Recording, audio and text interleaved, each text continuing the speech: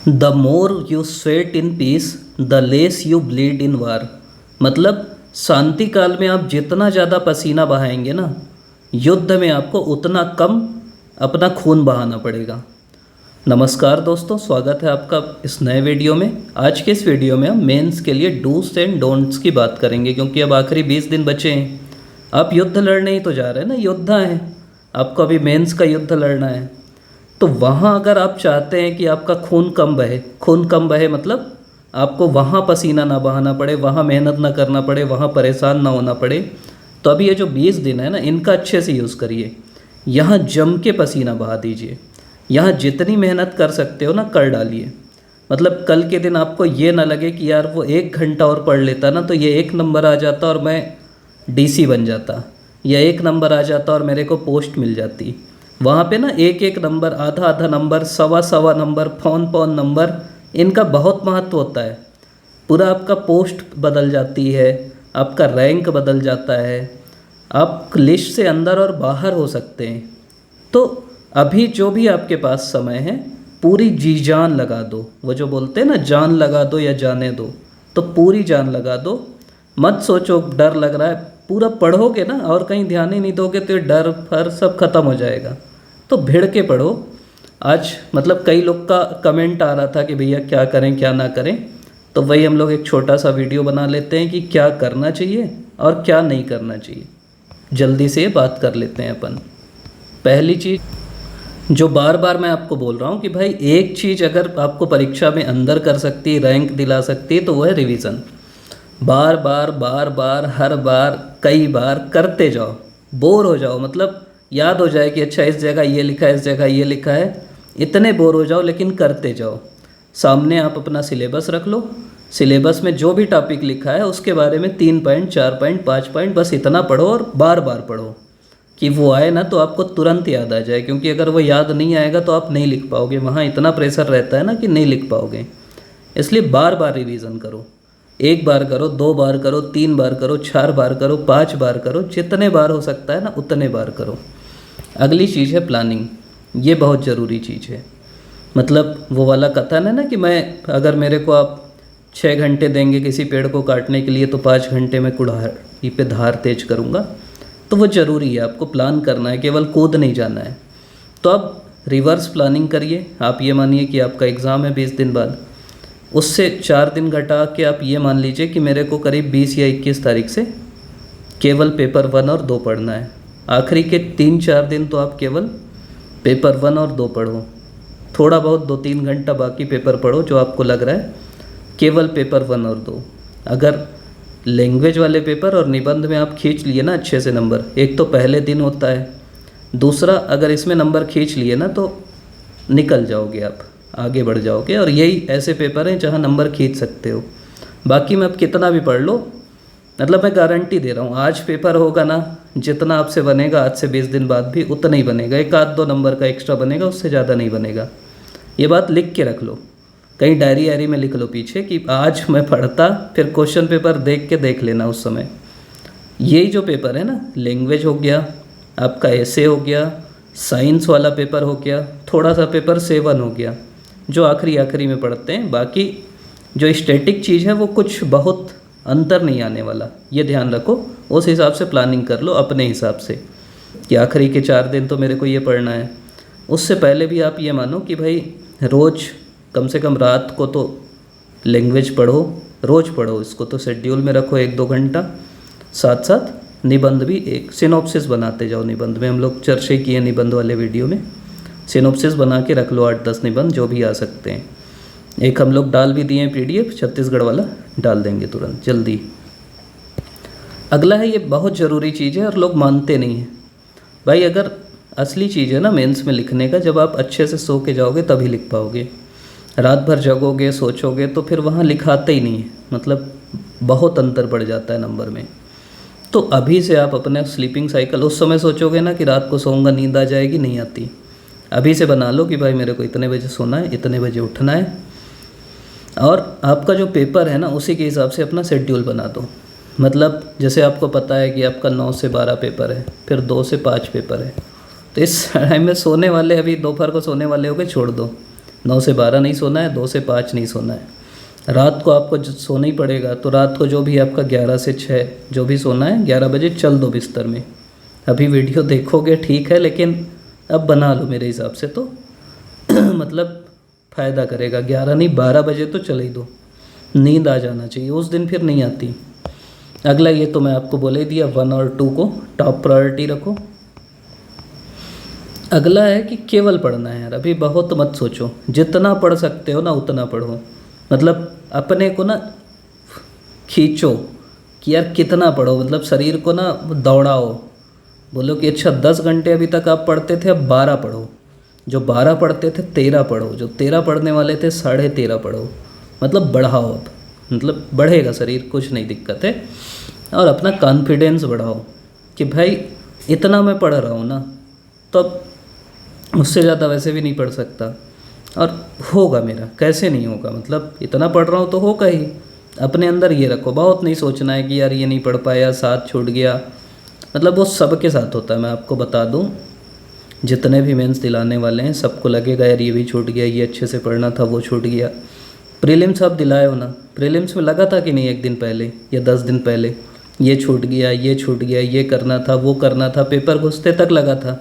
आप उस चीज़ में अगर डिप्रेस हो जाते कि ये नहीं कर पाया, वो नहीं कर पाया, तो आज आप मेंस नहीं दिला रहे थे। तो वो करने से और जो हो गए होंगे उनका 4-5 नंबर कम हो गया होगा उसके कारण। तो ये जो डरने से, ज़्यादा सोचने से, परेशान होने से आपका नंबर कम ही होगा, ये सोच के परेशान होना बंद कर दो।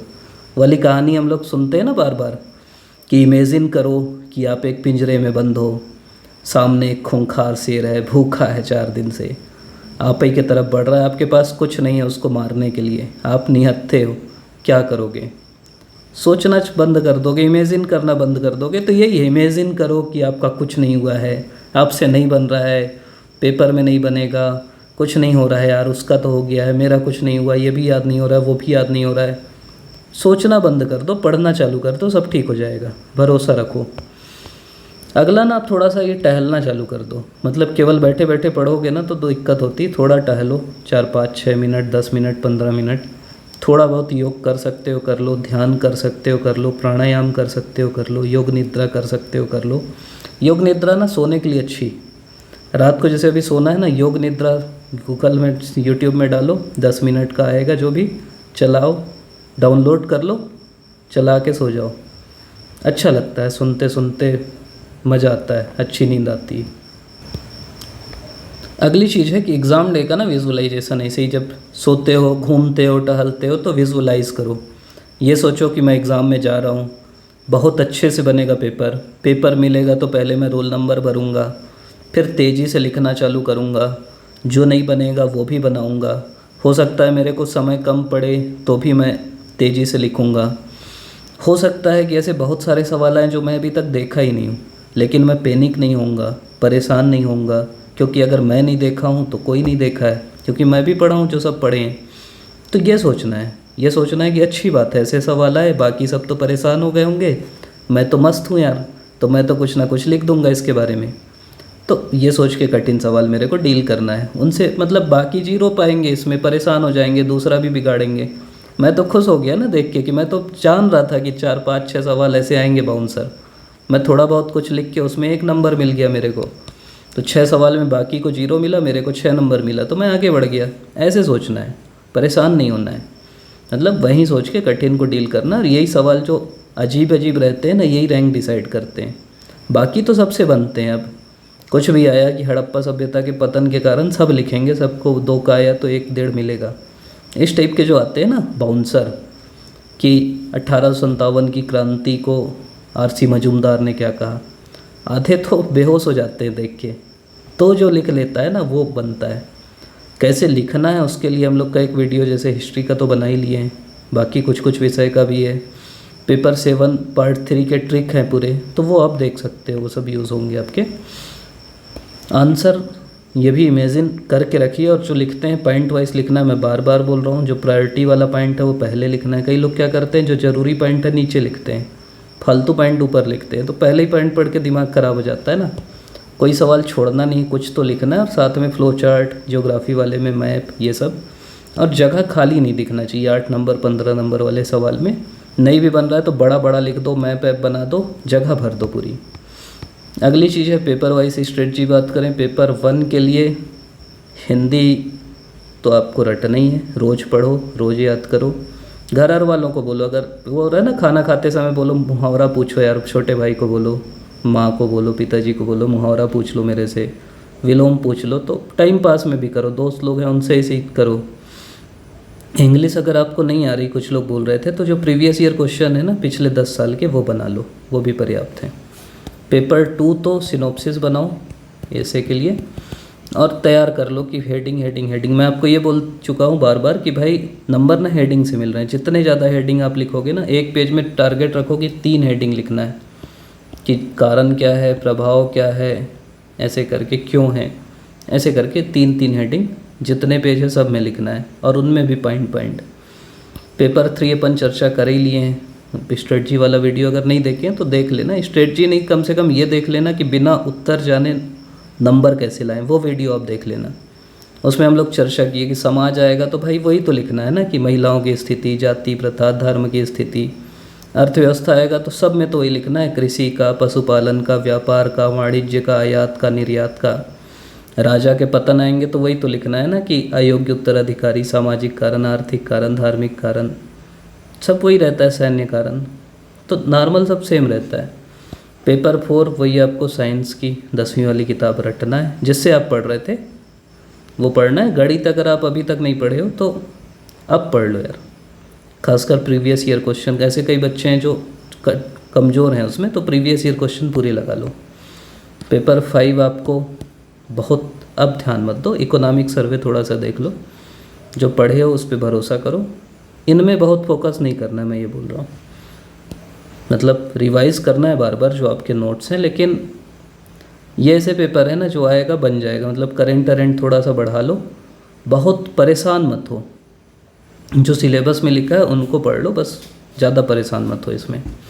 पेपर 6 रिवीजन करो बार बार, और बस वही कि जैसे वल्लभाचार्य है, वल्लभाचार्य का पुष्टि मार्ग, तो 4 पॉइंट की पुष्टि मार्ग ऐसा है, ये है, उदाहरण दे दो, बिल्ली और वाला, बंदर वाला, और हो गया जो भी है।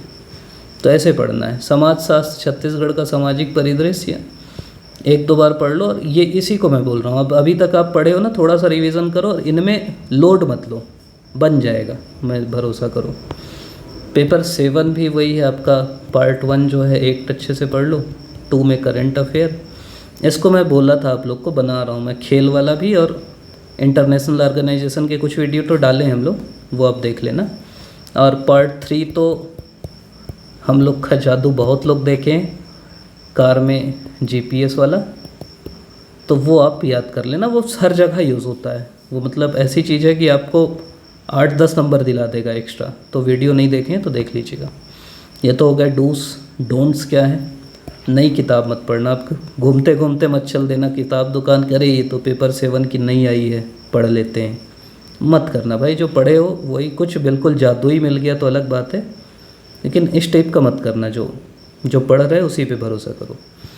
डेली मॉक टेस्ट मत लगाओ, अब लिखने का काम कम करो, रिवीजन करो। मैं तो बोलूँगा मॉक टेस्ट लगाओ ही मत।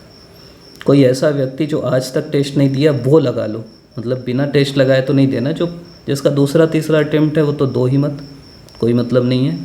पहले अटेम्प्ट वाले भी अगर अच्छे से दिला चुके हो ना, आप 10, 12, 15 टेस्ट दिला चुके हो तो मत दिलाओ।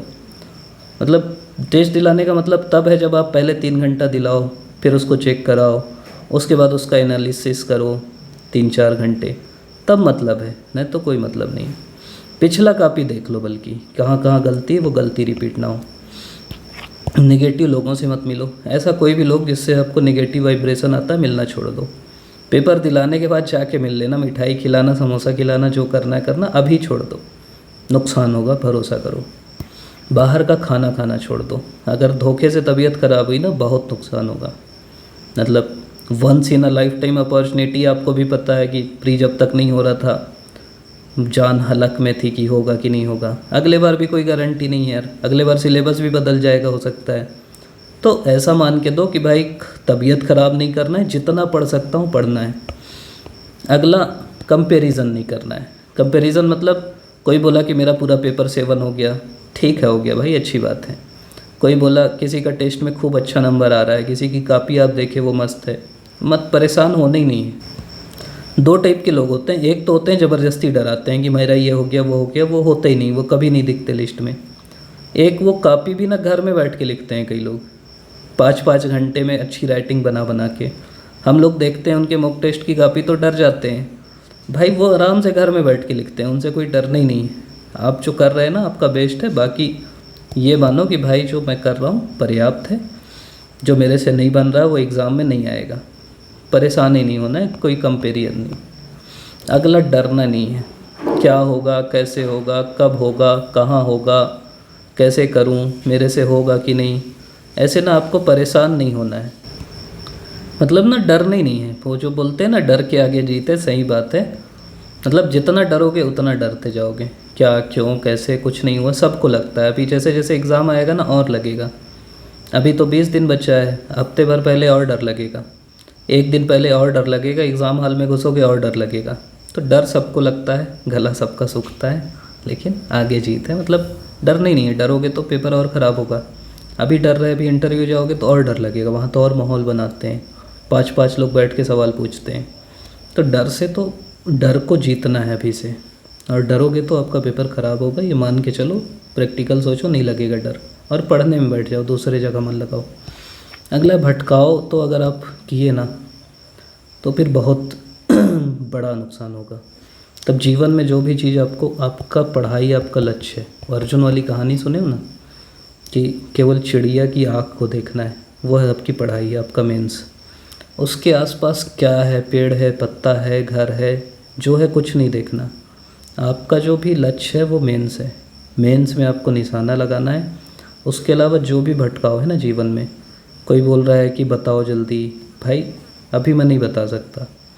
तुमको जहाँ जाना है जाओ, जो करना है करो। कोई कुछ भी दिमाग ख़राब कर रहा है उसको बोलो कि अभी 20 दिन मेरे को माफ़ करो, उसके बाद मैं पूरा समय दूंगा। कोई बोल रहा है टाइम नहीं दे रहा है, कोई कुछ और बोल रहा है, ठीक है बोलो। दोस्त लोग बोल रहे हैं भूल गया भाई, हाँ भूल गया। कहीं नहीं भटकना है। जो भी चीज़ आपको भटका रही ना उसमें पढ़ना ही नहीं है। अपने मालिक खुद बनो, आपको जो दिनचर्या डिसाइड किया उस हिसाब से जियो, उस हिसाब से पढ़ो। आराम से मेंस होगा, अच्छे से मेंस होगा। कोई दिक्कत होती है तो बिल्कुल बताइएगा। हम लोग का मेंस के लिए एक डेडिकेटेड ग्रुप भी है, उसमें अगर आप नहीं हैं तो उसको ज्वाइन कर लीजिएगा। आप अभी तक देख रहे हैं, इसके लिए आपका बहुत बहुत धन्यवाद। लाइक शेयर सब्सक्राइब भी करिएगा और दोस्तों को भी बताइएगा। बाकी वीडियो भी जो आपके काम के हैं वो देखिएगा। धन्यवाद आपका फिर से।